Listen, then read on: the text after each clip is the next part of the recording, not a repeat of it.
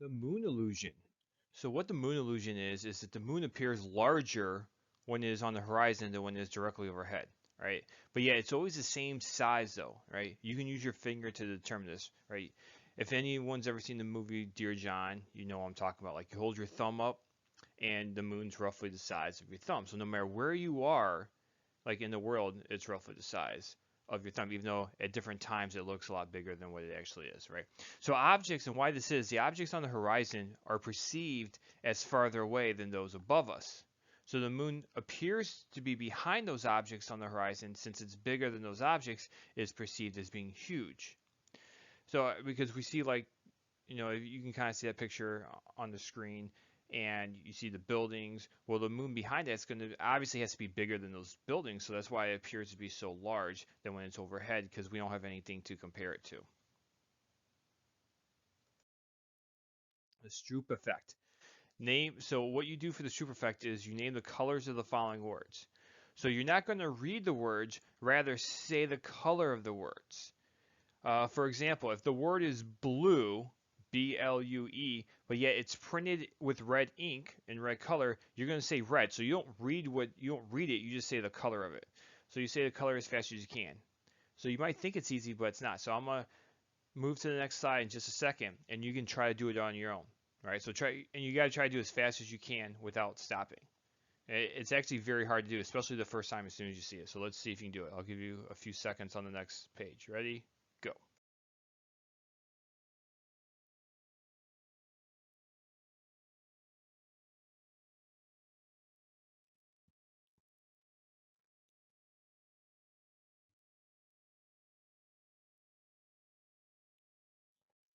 So how many of you guys were able to do that?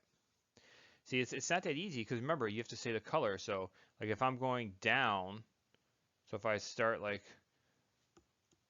up and then I go down, so this is the first word, so I'd say red, red, green, yellow, red, blue, green, blue, red, red. So, because your natural instinct though is always to read the actual word on there.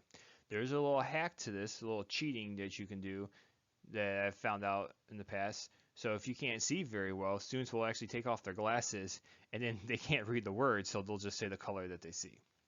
But that is the Stroop effect. Impossible figures. So these grouping principles help us construct reality, but perceptual contradictions can lead us astray. And this is where you get these impossible figures and kind of like illusionists, like magician type things. Um, they play, really all they're doing is playing tricks on your mind. So here's one. If you look at this picture here, this is an impossible figure. Because if you look at it, so, with our depth perception, uh, principles that we know, if something blocks something else, it's in front of it, right? The interposition. Well, if I build a house here, right, this should be the front wall, but yet the back wall is in front of it, so that means, but it's the back wall, it's in front. It can't happen, right? How's this puppy, you know, so this puppy's on this wall, on this board over here. And so you see this one, it's in front of the back wall, but yet behind the front one. If you look at this one right here, so a lot of these things, they just don't make sense according to the principles that we've learned. And in the video I'll post, will show why. So there's some more impossible figures, like which way does it go? Does it go this way or does it go that way? All right, so those are impossible figures. Does this one have 3 tongs or 2 tongs? Where's the front on this one? All right, is this the front or is it the back? You can't tell because it's connected to both. For this one, which direction do the squares go? Do they overlap going this way or the opposite, or do they go this way? It's hard to tell, right? So these are impossible figures. More impossible figures. So you have pencils here. How many pencils do you see? 2, 4, right? You see 4 pencil tips, but yet only 2 erasers. How many legs does the elephant have? 4, 5, 6, right? Hard to tell because they're not where they should be. What about here? What do you see on the left? Do you see heads or do you see houses? Notice they look like houses in front, but as you get farther back, it starts to look like faces or heads. The one on the right, what do you see? Water or monks?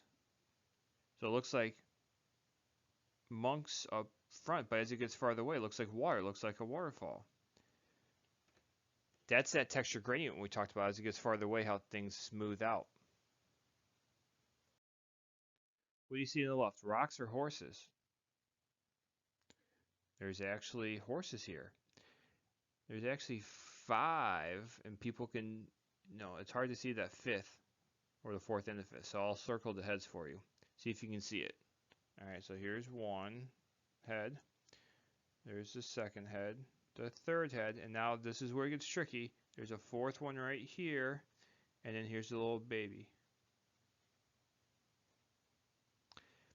Look at the picture on the right. Is she in or out of the picture? Looks like he's talking to her, but or is she really in the picture? Is she part of the puzzle? Is it a frog or a horse? Ah, watch it move. It's actually both. It depends on the way you look at it. From this angle, it looks like a horse. From this angle, it looks like a frog, right? A frog sitting there. See the nose, the mouth. But as you rotate it, it starts to look like a horse, right? You see the nose right here, the mouth, the jaw. And if you have trouble seeing it, if you just tilt your head, you can actually tell what it is.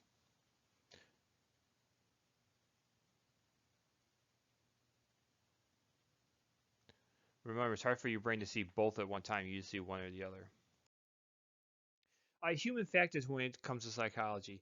Um, so what we do, we use something called human factors, which help design appliances, machines, and work settings that fit our natural perceptions. So designers and engineers, they consider human factors when creating their inventions. So what does human factor mean? All human factors mean is that's how humans interact with machines. So as engineers now, when they build stuff, whether it's a car, whatever it might be, they're trying to make it as easy as possible for humans to interact with that machine. And that's all that is. And that's something psychologists do that a lot of people, we only think about psychologists as like therapists. Well, they do a lot of other things, and this is one field that a lot of people like to go into. So it's how humans work with machines. And so obviously we want to make it as user-friendly as possible, and that's what the human factor is when we talk about psychology and the human factor. All right, the last part, extrasensory perception.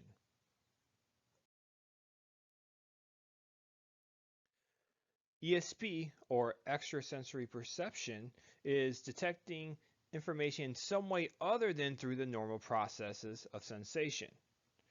All right, so this is our outside of our senses.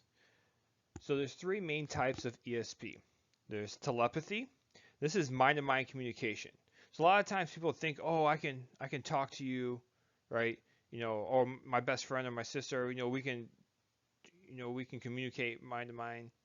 No, you really can't. Now you might be thinking the same thing because you know each other so well, but you're not actually talking to each other. That's telepathy. You don't have mind-to-mind communication. Knowing someone well isn't telepathy. You see telepathy in, like, if you've seen Twilight, they're werewolves, how they can talk to each other. Now that's telepathy, but just knowing someone well is not telepathy. The second type of ESP is clairvoyance. This is perceiving remote events, right? So you sense a friend is hurt in a car accident. So none of these have been proven, but this one, you do hear a lot of stories about how at that exact moment, like maybe a twin or a mother or something like that, thousands of miles away, also they felt pain, and at that exact moment, like a loved one had died or got hurt, seriously hurt or something like that. But once again, none of these have actually been proven. And the third one is precognition. This is perceiving future events, right? So these are people that can tell the future. Once again, nothing, and we'll talk about this, has ever been proven. But think about what would it be like if you could predict the future? would we still have crimes? Knowing the human race, probably. Some of you guys might have heard of like Nostradamus before. He's the most famous, uh, person who has done precognition, who could tell the future. He wrote many, many books. Lived 500 years ago.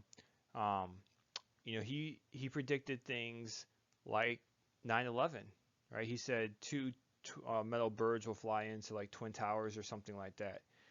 Remember, he lived 500 years ago, so he didn't know what a plane was. So to him, those were metal birds. He did say anything that he predicted could be changed, right? So it's in your power to change the stuff because obviously there's a lot of dire predictions that he made. The day before he died, he gave a letter to his son, and he said like the world's going to end like in the year 3793, I think. So we should be good for a while. But I'm sure you guys have also heard of the different like fortune tellers on like TV and stuff like that. Most of which have actually been proven to be frauds. So how do we explain these strange experiences like clairvoyance? Pretty much as coincidence, right? Events occur by chance.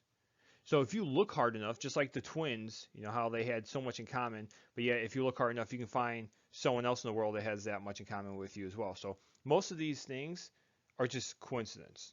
So it's the fallacy of positive instance. So our tendency to remember coincidental events that seem to confirm our belief about unusual phenomenon and to forget all the instances that do not. So once someone predicts something, you just remember that one time they predicted. You don't remember the 100 times they were wrong before that. You just remember the one time they were right.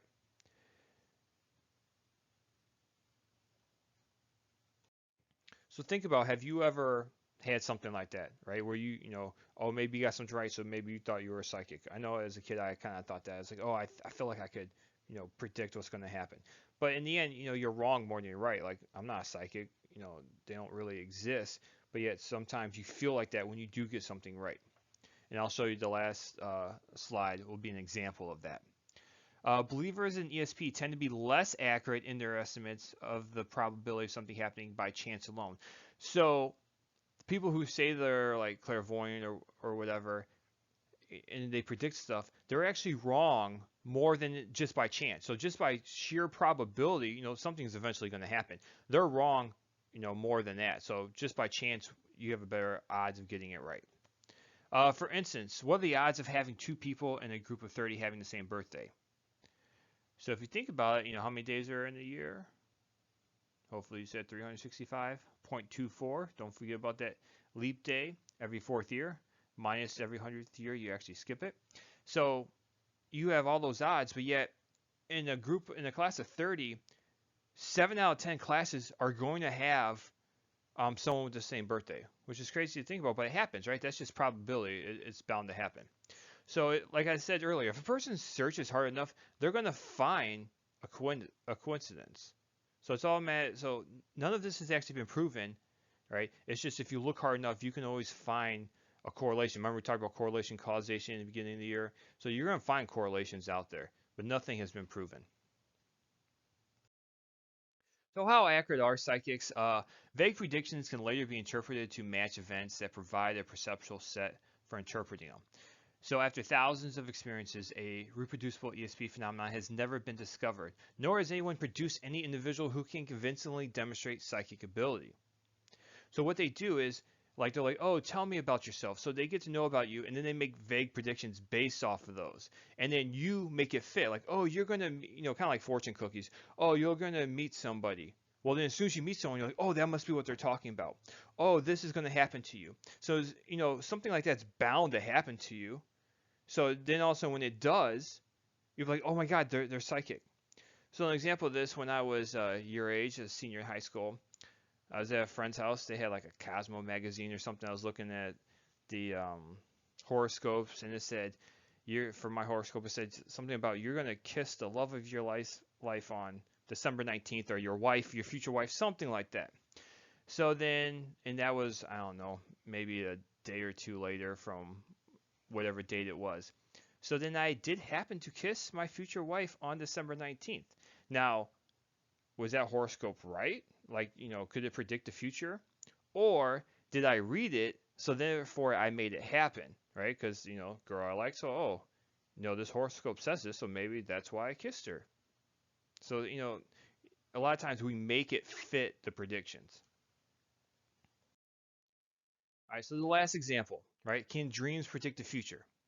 I get in arguments with students all the time about this. They always say yes. Deja vu is real. No, it's not. Um, and we'll argue about that later on in the year.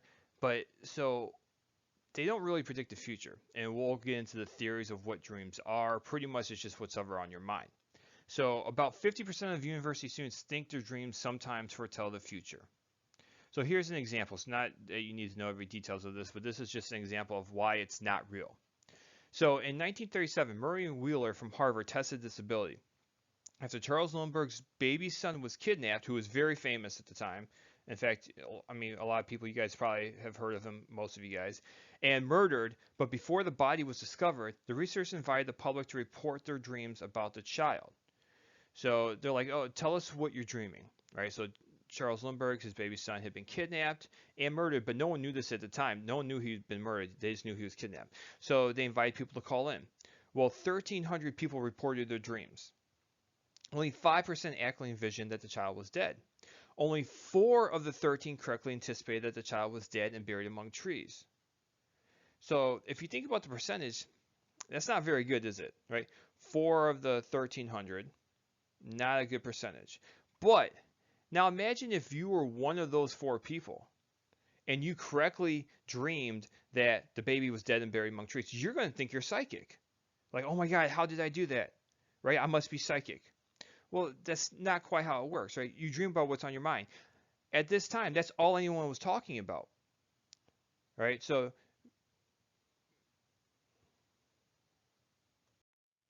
right. So, to conclude, although this number was, no better than chance, to those 4 dreamers, the accuracy of their apparent precognitions must have seemed uncanny, right? Because like I was talking about with dreams, you're going to dream what's on your mind. So because it was so popular, it was in the news all the time, that's all you heard about. So of course you're going to end up dreaming about that. So just another example of how things seem to be psychic and clairvoyant and things like that, but really it's no better than odds.